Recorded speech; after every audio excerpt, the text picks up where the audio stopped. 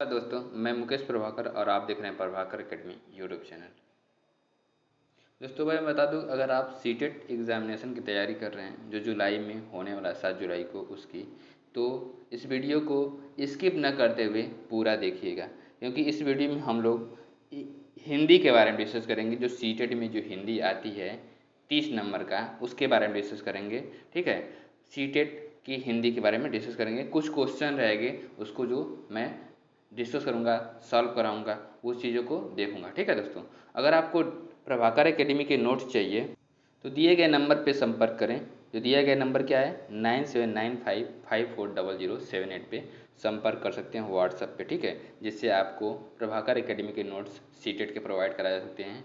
उसके अलावा और भी जो होने वाले एग्जामिनेशन है उसके नोट्स प्रोवाइड कराए सकते हैं। ठीक है दोस्तों, और हमारे हमारे सोशल मीडिया से जुड़ने के लिए, प्रभाकर एकेडमी के सोशल मीडिया से जुड़ने के लिए, जैसे सोशल मीडिया में फेसबुक, टेलीग्राम और उसके साथ इंस्टा और ये सब सारी चीज़ें, जो एक्स है मीन्स ट्विटर है, इन सब से जुड़ने के लिए हमारे इस वीडियो के दिए गए डिस्क्रिप्शन लिस्ट में जो लिंक है उसको टच करके आप जुड़ सकते हैं। दोस्तों, देर न करते हुए आइए वीडियो की शुरुआत करते हैं। तो दोस्तों, मैं बता दूं, पिछली वीडियो में यहाँ तक हमने डिस्कस कर दिया था। अब नेक्स्ट गद्यांश के बारे में डिस्कस करते हैं। क्या है उसके बारे में डिस्कस करते हैं। गद्यांश क्या है उसके बारे में हम लोग डिस्कस करते हैं। क्या कि कल तो समझ लीजिए, क्या कल तो समझ लीजिए कि मेरे पापा मेरे घर पर लगभग चौथाई देश इकट्ठा हो रखा था। क्या देश के चौथाई जगहों से लोग आकर के इकट्ठा हो गए थे। ठीक है, सुदूर उत्तर में असम, मिजोरम, मणिपुर और अरुणाचल से लोग आए थे। मीन्स कहने का मतलब देखिए, ये क्या है, गद्यांश है। यही हो सकता है ये एनसीईआरटी से लिए गए, हो सकता है कि यही गद्यांश आपके सीटेट के एग्जामिनेशन में हूबहू पूछ लिया जाए। हो सकता है कि और जो मैं गद्यांश पूछने वाला हूँ, डिस्कस करने वाला हूँ, उसमें से पूछ लिया जाए। तो दोस्तों, इस गद्यांश को अच्छे से देखिएगा, वीडियो को स्किप न करते हो। ठीक है, तो अरुणाचल से लोग, दक्षिण की बात करें तो तमिल और मलयाली से लोग आए थे। और हम सभी लगभग एक ही उम्र के हैं। क्या है, हम सभी लगभग एक ही उम्र के हैं, ना कोई बूढ़ा ना कोई बच्चा। गजब बात यह है कि जिस तरह की आड़े तिरछी सामाजिक व्यवस्था और अक्सर खाली रहने वाले जेब के चलते मैंने फैजाबाद को छोड़ा था। क्या, अक्सर खाली रहने वाले जेब के कारण मैंने फैजाबाद को छोड़ा था। मीन्स अगर हमको पैसा कमाना है तो कहीं और पे जाना पड़ेगा जहाँ से हमको पैसा मिलता है। ठीक है दोस्तों, गांव छोड़ करके दूसरे जगह हमको जाना पड़ेगा। तो उसके आगे क्या दिया हुआ इसके बारे में, इन सब ने भी अपनी अपनी जगहें कमोबेश उन्हीं वजह से ही छोड़ी हैं। मतलब कि उनके पॉकेट में पैसा नहीं था, इसीलिए ही छोड़ी हैं। असम वाले दोस्त से मैंने पूछा, किससे पूछा, असम वाले दोस्त से पूछा, गुवाहाटी ना छोड़ते तो क्या कर रहे होते, अगर तुम गुवाहाटी नहीं छोड़ते तो क्या कर रहे होते। ठीक है, उसने बताया, हम आपकी तरह इतनी टेंशन नहीं लेते। क्या बताया, कि हम आपकी तरह इतनी टेंशन नहीं लेते हैं। उसने क्या बोला, हम आपकी तरह टेंशन नहीं लेते हैं। असम ना छोड़ा होता तो घर में गिटार पड़ा है। क्या पड़ा है, गिटार पड़ा है, उसको बजाता, कहीं किसी पेड़ के नीचे बैठकर टुनटुना रहे होते और गा रहे होते। क्या कर रहे थे, टुनटुना रहे होते, गा रहे होते। बट वहाँ से आपको पैसा नहीं मिल पाता अगर असम वो छोड़ता नहीं तो, गुवाहाटी अगर छोड़ता नहीं तो। ठीक है दोस्तों, और नेक्स्ट पॉइंट का ध्यान से क्या दिया है उसके बारे में डिस्कस करते हैं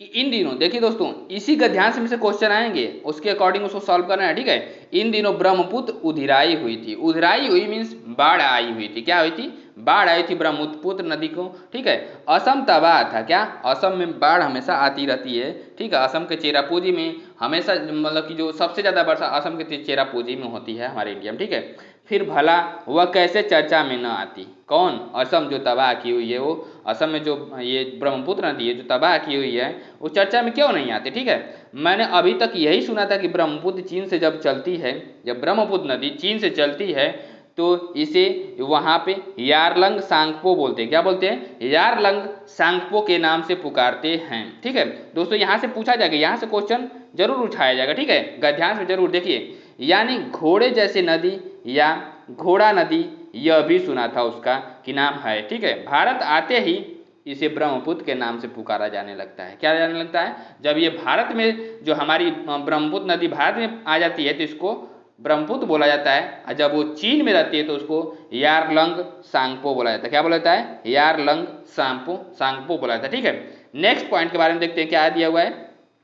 या देखिए क्वेश्चन, देखिए क्वेश्चन आ गया, क्वेश्चन अब ध्यान से समझिएगा, क्वेश्चन आ गया, इसको ध्यान से समझिए क्या दिया हुआ है। कल तो समझ लीजिए कि मेरे घर पर लगभग चौथाई देश इकट्ठा हो रखा था। क्या होगा था? कल तो समझ लीजिए कि मेरे घर पर लगभग चौथाई देश इकट्ठा हो रखा था। वाक्य में लगभग चौथाई से क्या तात्पर्य है? तो ऑप्शन ए क्या है? लगभग देश की चौथाई जनसंख्या। ऑप्शन बी क्या है? देश के कुल राज्यों के एक चौथाई राज्यों से लोग, देश के कुल राज्यों के एक चौथाई राज्य, या देश की लगभग एक चौथाई भूमि। ठीक है दोस्तों, तो ये दिया हुआ है, क्या दिया हुआ है कि ऐसे मीन्स कहने का मतलब अगर कोई भी कहीं पे भी कमाने अर्निंग करने के लिए जा रहा है तो वहाँ पे देश के कोने कोने से लोग जाकर के इकट्ठा होते हैं और वो लोग अपना अपना वर्क करते हैं। मीन्स इसमें क्या हो जाएगा, कौन सा ऑप्शन सही हो जाएगा? बी वाला जो ऑप्शन है सही है। देश के कुल राज्यों से एक चौथाई राज्यों से लोग आए थे, कुल राज्यों के एक चौथाई राज्यों से लोग आए थे। ठीक है, जैसे मान लीजिए हमारा देश में कितने स्टेट हैं? 28 स्टेट हैं, तो 28 का 1/4 कितना हो जाएगा? 4 7 28, मतलब 7 लोग लगभग आए हुए थे, 7 स्टेट से लोग वहाँ पे आए हुए थे। ठीक है, तो ये हो जाएगा ऑप्शन बी जो है इसका राइट ऑप्शन हो जाएगा। नेक्स्ट क्वेश्चन की तरफ चलते हैं। नेक्स्ट क्वेश्चन क्या है उसको हम लोग डिस्कस करते हैं कि क्या है। ठीक है दोस्तों, क्या दिया हुआ है? आड़ी तिरछी सामाजिक व्यवस्था से क्या, आड़ी तिरछी सामाजिक व्यवस्था से क्या आशय है? सामाजिक समानताएं, सामाजिक विषमताएं और सामाजिक सरोकार और सामाजिक व्यवस्था। तो आड़ी तिरछी सामाजिक व्यवस्था से क्या आशय है? तो सामाजिक विषमताएं हैं। क्या है? सामाजिक विषमताएं हैं, समाज में विषमताएं हैं, अलग अलग विभिन्नताएं। जैसे हम मान लीजिए कि हम उत्तर प्रदेश से रह रहे हैं, कोई असम से रह रहा है, कोई केरल से रह रहा है, तो उसके समाज में विभिन्नताएं जो पाई जाती है उसको सामाजिक विभिन्नताएं विषमताएं बोलेंगे। क्या बोलेंगे? तो ये इसका राइट ऑप्शन क्या हो जाएगा? बी हो जाएगा। ठीक है, नेक्स्ट क्वेश्चन की तरफ चलते हैं। नेक्स्ट क्वेश्चन क्या है उस पर हम लोग डिस्कस करते हैं। क्या नेक्स्ट क्वेश्चन क्या है कि लेखक ने कौन सा शहर छोड़ा था? क्या लेखक ने कौन सा शहर छोड़ा था? देखिए पद्यांश से ही लिया गया है, ऊपर जो गद्यांश दिया गया था उसी से लिया गया। क्या ऑप्शन क्या है? फिरोजपुर, फैजाबाद, फैसलाबाद, फिरोजाबाद। बताइए, जब मैंने गद्यांश पढ़ा था तो उसमें कौन था? कमेंट करके आप बता भी सकते हैं। तो कौन सा हो जाएगा? फैजाबाद राइट ऑप्शन हो जाएगा। क्या हो जाएगा? फैजाबाद राइट ऑप्शन हो जाएगा। फैजाबाद को उसने लेखक ने छोड़ा था क्या करने के लिए? पैसे कमाने के लिए। ठीक है, नेक्स्ट पॉइंट के बारे, नेक्स्ट क्वेश्चन के बारे में डिस्कस करते हैं। नेक्स्ट क्वेश्चन क्या है उसके बारे में हम लोग डिस्कस करते हैं कि नेक्स्ट क्वेश्चन क्या है कि गद्यांश के अनुसार गजब बात क्या थी? गद्यांश के अनुसार गजब बात क्या थी? ठीक है, सभी ने अपनी मर्जी से अपने शहर को छोड़े थे। क्या? सभी ने अपनी मर्जी से अपने शहर को छोड़े थे। सभी ने सामाजिक अव्यवस्था के कारण अपने शहर छोड़े थे। ठीक है, सभी ने परिवार के दबाव में आकर अपने शहर छोड़े थे, या सभी ने अपने शहर छोड़कर पछता रहे थे। तो इसमें से कौन सा राइट ऑप्शन हो जाएगा? कुछ नहीं, इसका राइट ऑप्शन क्या हो जाएगा? बी वाला सही हो जाएगा। राइट, सभी ने सामाजिक अव्यवस्था के कारण अपने शहर को छोड़े थे। क्या? सामाजिक अव्यवस्था मतलब कि व्यवस्था सही नहीं थी। अगर आप जिस समाज में रह रहे हैं उस समाज में आपको अर्निंग करने के लिए कोई व्यवस्थाएं नहीं रहेंगी तो आप दूसरे समाज में ही जाएंगे, मीन्स वहां पे अव्यवस्था थी। क्या थी? अव्यवस्था थी। ठीक है, नेक्स्ट क्वेश्चन की तरफ चलते हैं। नेक्स्ट क्वेश्चन क्या है उसके बारे में डिस्कस करते हैं कि दिया है क्या कि समूह से भिन्न युग्म है। क्या? समूह से भिन्न शब्द युग्म कौन सा है? आड़ी तिरछी मतलब कि ये अपोजिट वर्ड्स है और उसका वो है। ठीक है, सिनोनिम्स और अपोजिट वर्ड्स है। ठीक है, उल्टी सीधी, अच्छी बुरी, अपनी अपनी। क्या दिया गया है यहाँ पे? अपनी अपनी दिया गया है, दोनों सेम जैसे लग रहे हैं, इसलिए इसका राइट ऑप्शन क्या हो जाएगा? यही भिन्न है, यही जो है बी वाला भिन्न ऑप्शन है, इसलिए राइट ऑप्शन बी वाला हो जाएगा। नेक्स्ट क्वेश्चन के बारे में डिस्कस करते हैं। नेक्स्ट क्वेश्चन क्या है? ओके दोस्तों, नेक्स्ट क्वेश्चन क्या है देखिएगा, ध्यान से देखिएगा। अगर आप ध्यान से देखेंगे तो आप देखिए जो सीटेट है अंडरस्टैंडिंग लेवल देखता है कहाँ तक बच्चे जा सकते हैं, उसके अंडरस्टैंडिंग लेवल के अकॉर्डिंग अगर आप सही कर रहे हैं क्वेश्चन को तब आपका सीटेट 100% क्लियर होगा। ये मैं बोल रहा हूँ, मीन्स प्रभाकर सर की गारंटी यही है कि अगर आप अच्छे से समझ रहे हैं मीन्स आप अच्छे नंबर गेन करेंगे। ठीक है, निम्न में से कौन सा विशेषण विशेष से क्या संबंध नहीं दर्शाता है? क्या? निम्न में से कौन सा विशेषण विशेष से क्या संबंध नहीं दर्शाता है? सामाजिक व्यवस्था। किसकी व्यवस्था? समाज की व्यवस्था। तो ये विशेषण विशेष से संबंध है। ठीक है, गजब बात कैसी है? गजब है, बात की विशेषता बताना मतलब विशेषण विशेष हो गया। ठीक है, चौथाई देश कैसा है? चौथाई वाला तो मीन्स ये भी बता रहा है विशेषण विशेष है, ठीक है। देश बता, देश की विशेषता क्या है, चौथाई वो है, तो उसके बारे में तो मीन्स ये हो जाएगा। 3 ऑप्शन विशेषण विशेष संबंध दिखा रहे हैं, ठीक है। लेकिन जो अरुणाचल प्रदेश है ये किसी स्टेट का नाम है, इसलिए ये क्या हो जाएगा, ये नहीं विशेषण विशेष संबंध बता रहा है, विशेषता इसमें नहीं बताया जा रहा है, इसलिए राइट ऑप्शन क्या हो जाएगा, बी वाला हो जाएगा। क्या हो जाएगा, राइट ऑप्शन लास्ट वाला डी वाला हो जाएगा, अरुणाचल प्रदेश, ठीक है। नेक्स्ट क्वेश्चन के बारे में देखते हैं। नेक्स्ट क्वेश्चन क्या है, हम लोग उसके बारे में डिस्कस करते हैं, ठीक है।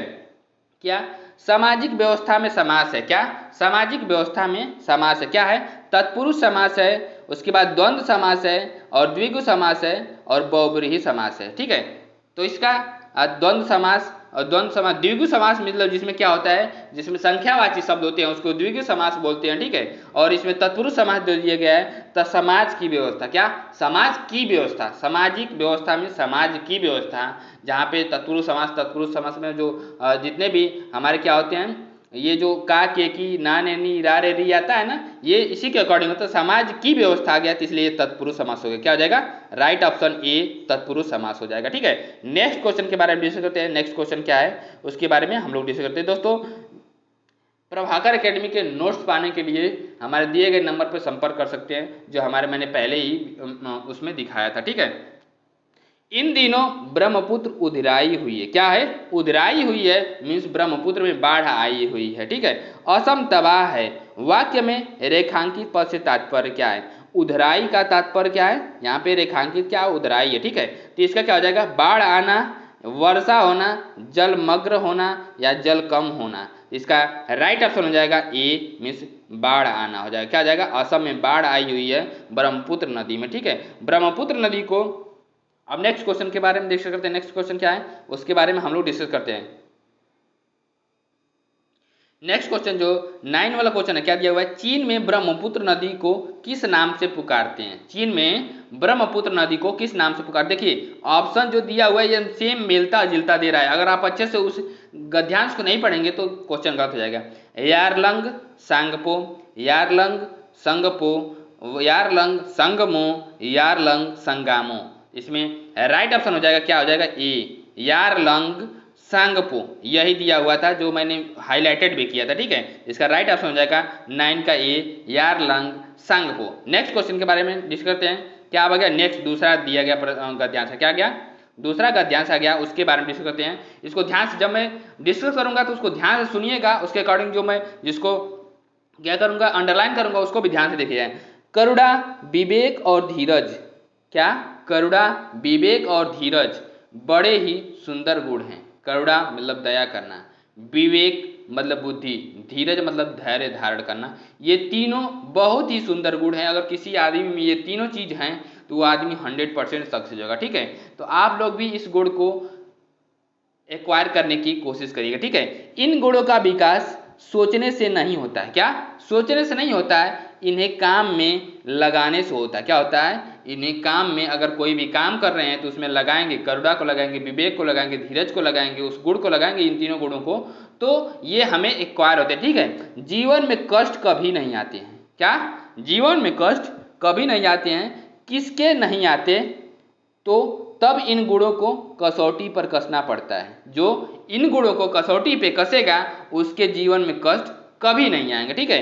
इन्हें जीवन में उतारना पड़ता है, क्या करना पड़ता है, इन्हें जीवन में उतारना पड़ता है, तब इन गुणों को हम अपना सके, ठीक है। क्या, तब हम इन गुणों को अपना सकें, ठीक है। तो ये हमें तारते हैं, जब हम इनको अपनाएंगे तो ये हमको तारेंगे। तारने का मतलब कि हम अच्छे अच्छे गोल को अचीवमेंट करेंगे, ठीक है। इन गुणों को अपनाने को का यह अवसर कौन उपलब्ध करवाता है, क्या हमारे मित्र, जी नहीं, मेरे मित्र जो मित्र नहीं अवसर ये सब चीज़ें गुण देते हैं, कोई जरूर नहीं, मित्र भी दे सकते हैं, ठीक है। ऐसे अवसर तो हमें शत्रु देते हैं, क्या देता है, शत्रु देते हैं। इसलिए यदि हम सचमुच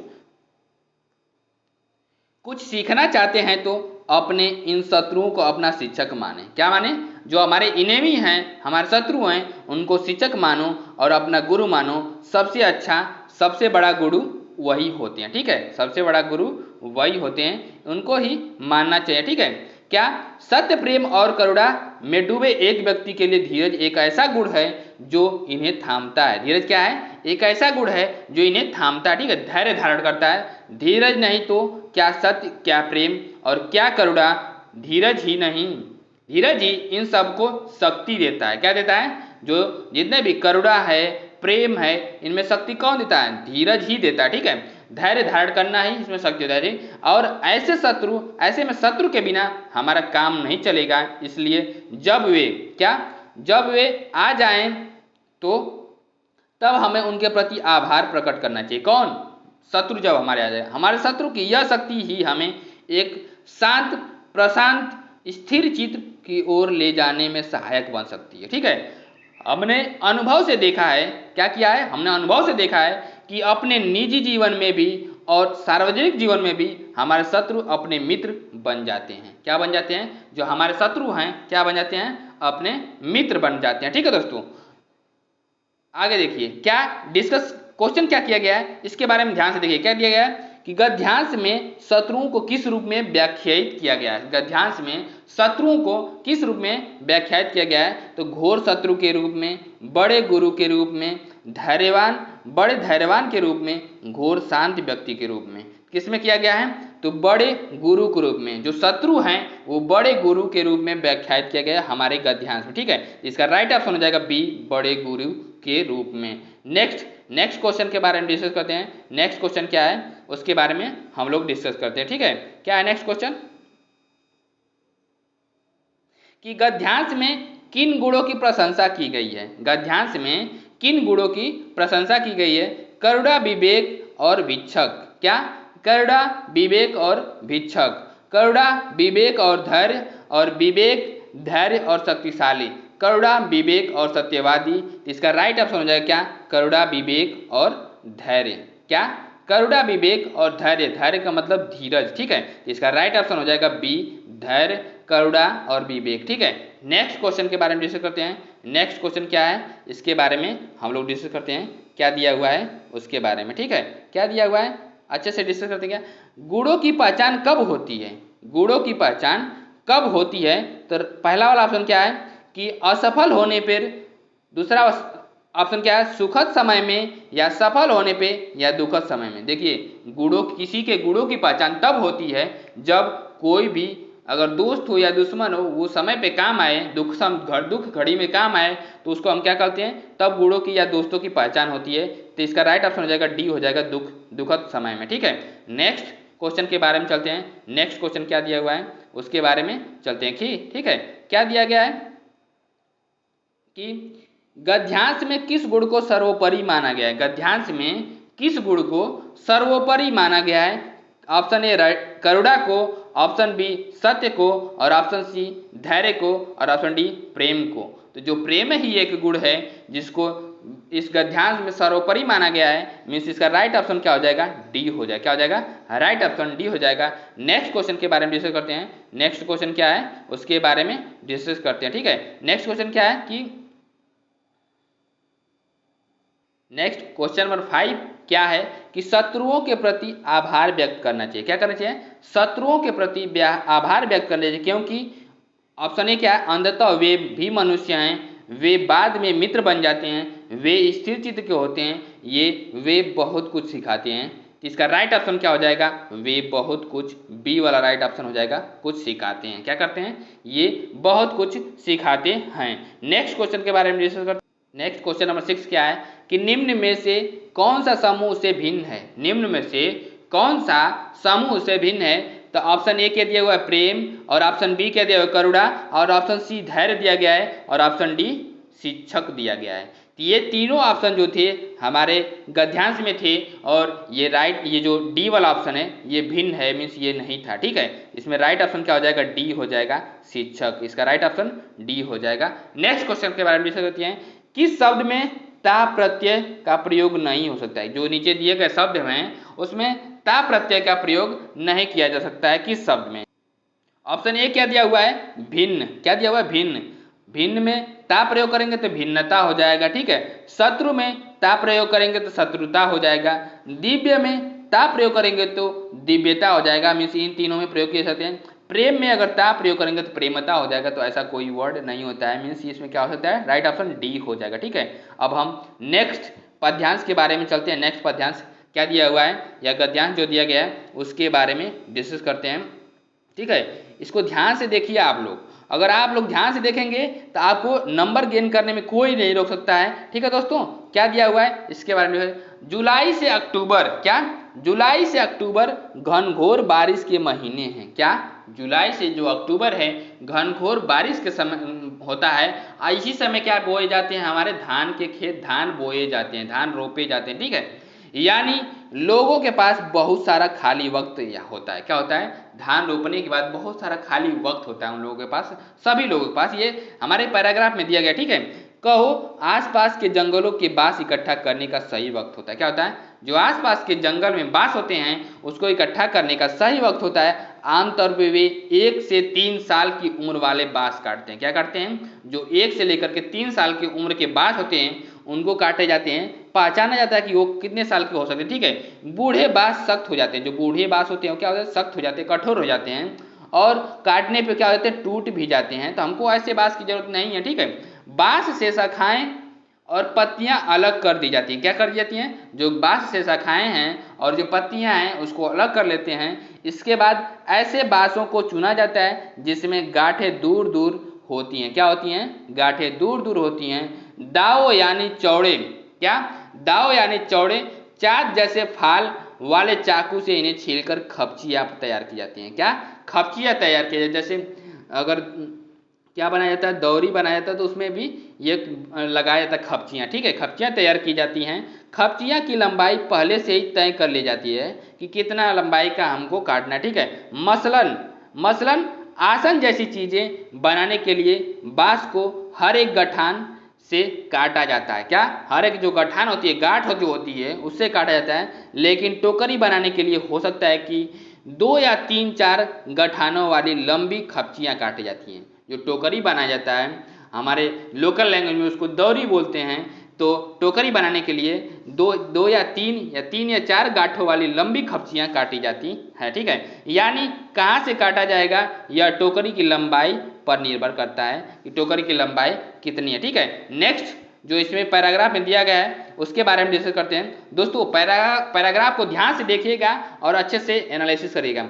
आमतौर पर खपचियों की चौड़ाई 1 इंच से ज़्यादा नहीं होती। क्या होती है, 1 इंच से ज़्यादा नहीं, चौड़ाई जो उसकी मोटाई है, चौड़ाई जो होती है 1 इंच से ज़्यादा नहीं होती, चौड़ाई 1 इंच से ज़्यादा नहीं होती। लंबाई तो कुछ भी हो सकती है बट चौड़ाई 1 इंच से ज़्यादा नहीं होती है। ठीक है, चौड़ी खपचियाँ किसी काम की नहीं होती। जो चौड़ी खपचियाँ हैं वो किसी काम की नहीं होती है। इन्हें चीर कर पतली खपचियाँ बनाई जाती हैं। क्या की जाती हैं, पतली खपचियाँ बनाई जाती हैं। पतली खपचियों लचीली होती हैं। क्या होती है, जो पतली खपचियाँ होती है लचीली होती हैं। खपचियाँ चीरना उस्तादी का काम होता है। खपचियाँ जो चीरी जाती हैं वो किसका काम होता है, उस्तादी का काम होता है। और हाथों की कलकारी के बिना खपचियों की मोटाई बराबर बनाए रखना आसान नहीं होता है। जो हर जगह मोटाई बराबर हो खपचियों की, ये आसान काम नहीं है। जो बार बार करता है, जो पारंगत रहेगा वही कर पाएगा। ठीक है, इस हुनर को पाने में काफ़ी समय लगता है। टोकरी बनाने से पहले खपचियों को चिकना बनाना, जो चिकना बनाया जाता है बहुत ज़रूरी होता है। टोकरी बनाने से पहले इसको क्या कहता है, चिकना बनाया जाता है, चिकन बनाया जाता है। ठीक है, यहाँ फिर दाव काम आता है। क्या काम आता है, फिर दाव काम आता है। खपची बाएं हाथ में होती है और दाव दाएं हाथ में होता है। ठीक है, अब इसमें क्वेश्चन जो है उससे रिलेटेड जो क्वेश्चन है जो आएंगे उसके बारे में हम लोग डिस्कस करते हैं। क्या दिया हुआ है, क्वेश्चन नंबर 1 दिया है, गद्यांश में मुख्य रूप से वर्णन है किसका, बांस से बनने वाली चीज़ों का, जो बांस की बनने वाली चीज़ें हैं उनका वर्णन है, या खपचियों की लंबाई का, या बांस को भिन्न तरह से काटने का, खपची काटने में होने वाले खतरे का। तो इसमें सारे चीज़ों का वर्णन किया गया, बट जो उसमें सबसे अप्रोप्रिएट रहेगा हमको उसको करना है। तो मीन्स बांस को भिन्न तरह से काटने का जो हुनर है उसको ये सारी चीज़ें इसमें ज़्यादा किया गया। ठीक है, तो इसका राइट ऑप्शन हो जाएगा क्या, ऑप्शन नंबर सी हो जाएगा। ओके दोस्तों, अब नेक्स्ट क्वेश्चन के बारे में डिस्कस कर, दाव क्या है। नेक्स्ट क्वेश्चन क्या है, दाव क्या है। एक प्रकार का बांस है या एक प्रकार के लोग हैं या एक प्रकार का चाकू है या एक प्रकार की खपची है। मीन्स खपची को काटने का एक प्रकार का चाकू है। क्या है? एक प्रकार का चाकू है। इसका राइट ऑप्शन क्या हो जाएगा? बी, एक प्रकार का चाकू है। अब हम नेक्स्ट क्वेश्चन के बारे में, पतली खपचियां, नेक्स्ट क्वेश्चन क्या है? पतली खपचियां लचीली होती हैं। पतली में विशेषण है। क्या?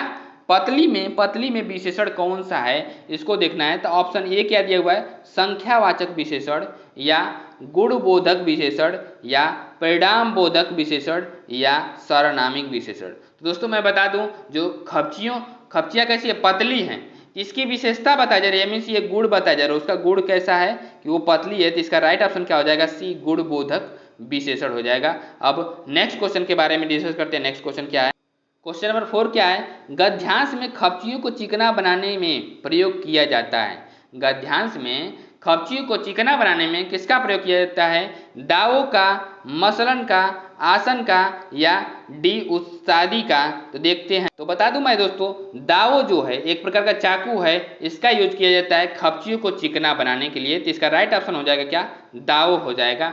नेक्स्ट क्वेश्चन के बारे में डिस्कस करते हैं। नेक्स्ट क्वेश्चन क्या है उसके बारे में डिस्कस करते हैं। क्वेश्चन क्या है? क्वेश्चन नंबर 5, खपचियां चीरना उस्तादी काम है। क्या है? उस्तादी काम है। वाक्य में जो क्या है? चीरना उस्तादी काम है। इसका मतलब क्या है? इसका जो भाव निहित है इसमें है, जो तकनीकी और कला और सौंदर्य का, तकनीकी और खतरे और सावधानी का, ये 4 ऑप्शन दिया गया है। तो इसमें राइट ऑप्शन क्या हो जाएगा? इसका राइट ऑप्शन है ऑप्शन बी, तकनीकी और खतरे। टेक्निक और डेंजर, खपचिया चीरना हो सकता है कि आपके हाथ में चोट भी लग सकता है। जो ज़्यादा दिन से पारंगत है वही इस काम को कर सकता है। ठीक है। नेक्स्ट क्वेश्चन क्या है उसके बारे में हम लोग डिस्कस करते हैं। नेक्स्ट क्वेश्चन क्या है? चांद का पर्यायवाची नहीं है। चांद का पर्यायवाची नहीं है। दोस्तों मयंक चांद का पर्यायवाची है, राशि चांद का पर्यायवाची है, राकेश चांद का पर्यायवाची है। जो विज्ञ है ये चांद का पर्यायवाची नहीं है। तो इसलिए राइट ऑप्शन क्या हो जाएगा? विज्ञ, सी वाला हो जाएगा। ठीक है। नेक्स्ट क्वेश्चन क्या दिया हुआ है? बांस का सामान बनाने के लिए खपचियों का प्रयोग किया जाता है। खपचियां जो होती हैं वो कैसी होती हैं? ठीक है। तो मोटी होती हैं। नेक्स्ट ऑप्शन, पतली होती हैं, चौड़ी होती हैं, पुरानी होती हैं। तो कैसी होती खपचियां? पतली होती हैं। इसका राइट ऑप्शन बी हो जाएगा, पतली होती हैं। नेक्स्ट क्वेश्चन के बारे में हम लोग डिस्कस करते हैं। क्या है आइए देखते हैं। दोस्तों अब एक क्या पद्यांश आ गया, मतलब काव्यांश ये आ गया। ठीक है। तो इस काव्यांश को पढ़ करके क्या करना है? इसका आंसर देना है। इसको ध्यान से देखिएगा। काव्यांश क्या है? आते ही उपकार हे माता, आते ही उपकार याद हे माता तेरा, हो जाता मनमुग्ध भक्ति भावों का प्रेरा, हो जाता मनमुग्ध भक्ति भावों का प्रेरा, तू पूजा के योग्य। क्या? तू पूजा के योग्य, कीर्ति तेरी हम गावें, कीर्ति तेरी हम गावें। कीर्ति मतलब यश, तेरी हम गावें। मन होता तुझे उठाकर, मन तो होता तुझे उठाकर शीश चढ़ावें। क्या करें? उठाकर शीश चढ़ावें। वह शक्ति कहाँ हा, वह शक्ति कहाँ हा, क्या करे क्या हमको लज्जा न हो, क्या हमको लज्जा, क्यों हमको लज्जा न हो। हम मातृभूमि केवल तुझे, हम मातृभूमि केवल तुझे शीश झुका सकते अहो। क्या? हम केवल मातृभूमि को ही शीश झुका सकते हैं, ये कवि बोल रहा है। ठीक है। अब कवि के अकॉर्डिंग क्वेश्चन क्या दिया, इस पद्यांश के अकॉर्डिंग क्वेश्चन क्या दिया गया है, अब हम उसके बारे में डिस्कस करते हैं। क्वेश्चन नंबर 1 क्या है? इस कविता में किसे संबोधित किया गया है? इस कविता में किसे संबोधित किया गया है? माता को, धरती को, विदेश को, मातृभूमि को। तो मैं बता दूं इसमें इसका राइट ऑप्शन हो जाएगा किसको? मातृभूमि को डिस्कस किया गया। किसमें? मातृभूमि के बारे में संबोधित किया गया। ठीक है। नेक्स्ट क्वेश्चन के बारे में डिस्कस करते हैं। किसके बारे में डिस्कस किया गया है? इस कविता में किसे संबोधित किया गया है? माता को, मातृभूमि को, धरती को, विदेश को। तो इसका राइट ऑप्शन क्या हो जाएगा? मातृभूमि को। किसको? राइट ऑप्शन मातृभूमि को। नेक्स्ट क्वेश्चन के बारे में डिस्कस करते हैं। नेक्स्ट क्वेश्चन क्या दिया हुआ है कि कवि को किस बात का दुख है? कवि को किस बात का दुख है? अपनी मातृभूमि के लिए भक्त न बनने का, अपनी मातृभूमि का सिर ऊंचा न कर सके, अपनी मातृभूमि को हरित न बना सके, अपनी मातृभूमि को प्रेम न करने का।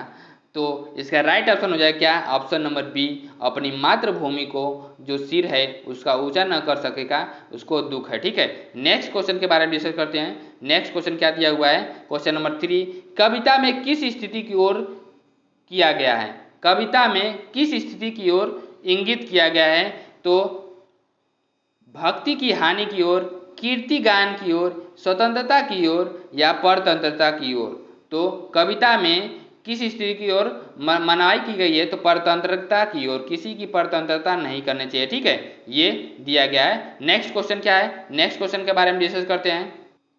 क्वेश्चन नंबर फोर्थ क्या है, क्वेश्चन नंबर 4 है, केवल तुझे शीश झुका सकते, क्या, केवल तुझे शीश झुका सकते अहो पंक्ति में किस व्यवस्था का वर्णन है, तो ऑप्शन ए क्या है, अंग्रेजों की प्रशंसा करने का, ऑप्शन बी अंग्रेजों की को मार भगाने का, अंग्रेजों की गुलामी करने का, मातृभूमि का वंदन करने का।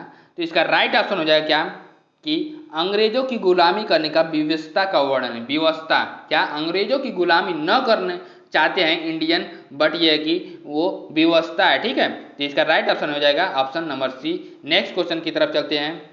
नेक्स्ट क्वेश्चन क्या है, मातृभूमि में किन गुणों का वर्णन किया गया है, मातृभूमि में किन गुणों का उल्लेख किया गया है, तो ऑप्शन ए क्या है, पूजनीय उपकार करने वाले, क्या, पूजनीय उपकार करने वाले।